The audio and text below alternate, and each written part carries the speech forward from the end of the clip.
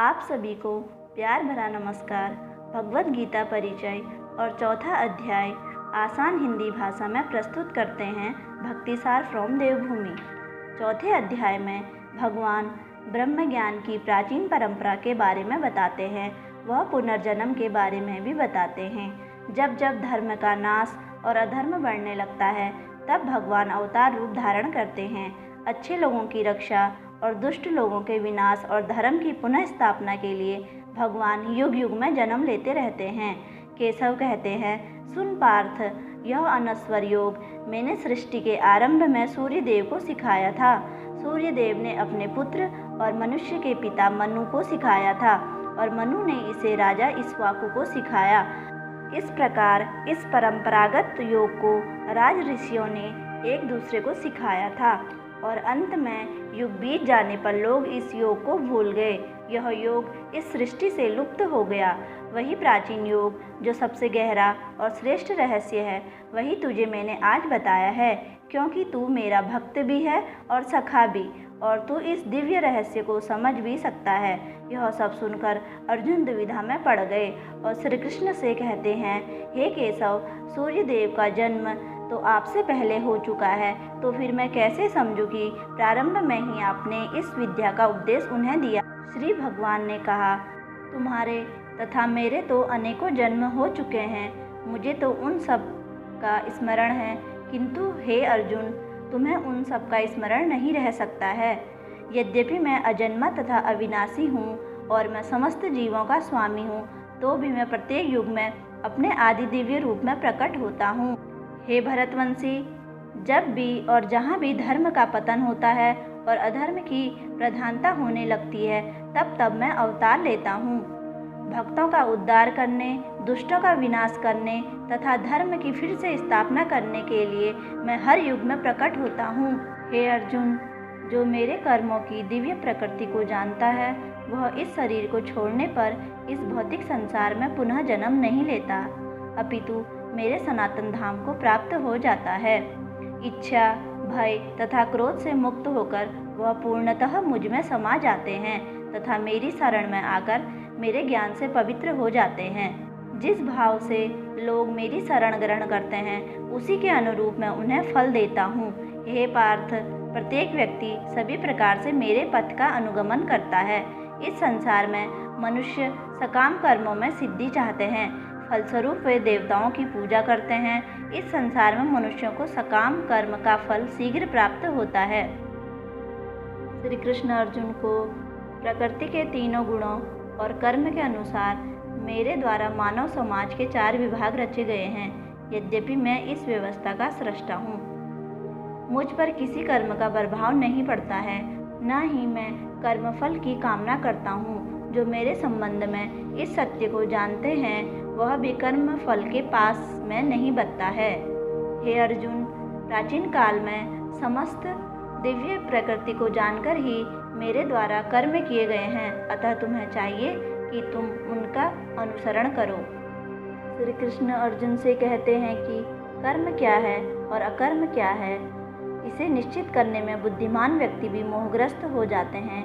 अतः मैं तुम्हें बताऊंगा कि कर्म क्या है, जिसे जानकर तुम्हारे सारे अशुभ से मुक्त हो सकोगे।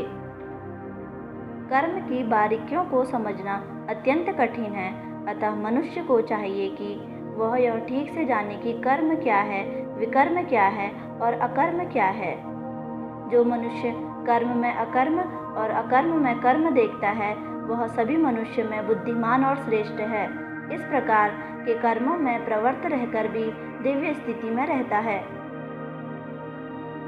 अतः अपने फल कर्मों की सारी इच्छा को त्याग कर सदैव संतुष्ट तथा स्वतंत्र रहकर वह सभी प्रकार के कार्यों में व्यस्त रहकर भी कोई सकाम कर्म नहीं करता। ऐसा ज्ञानी पुरुष पूर्ण रूप से संयमित मन तथा बुद्धि से कार्य करता है, अपनी संपत्ति के सारे स्वामित्व को त्याग देता है और केवल शरीर निर्वाह के लिए कर्म करता है। इस तरह कार्य करता हुआ वह पाप रूपी फलों से प्रभावित नहीं होता है। जो लोग धर्म तथा दिव्य ज्ञान में लगे रहते हैं, उनके सारे कर्म ब्रह्म में लीन हो जाते हैं। कुछ योगी विभिन्न प्रकार के यज्ञों द्वारा देवताओं की भली भांति पूजा करते हैं और कुछ ब्रह्म रूपी अग्नि में आहुति डालते हैं।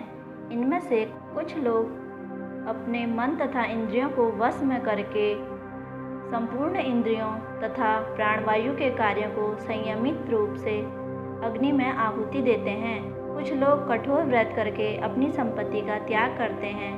कुछ लोग दिव्य ज्ञान प्राप्त कर वेदों के अध्ययन से प्रबुद्ध बनते हैं। अन्य लोग भी हैं जो समाधि में रहने के लिए श्वास को रोके रहते हैं। वे अपने आप में प्राण और प्राण में आपन को रोकने का अभ्यास करते रहते हैं। ये सभी यज्ञ करने वाले यज्ञों का अर्थ जानने के कारण पाप कर्मों से मुक्त हो जाते हैं और यज्ञों के फल रूपी अमृत को चखकर परम दिव्य आकाश की ओर बढ़ जाते हैं।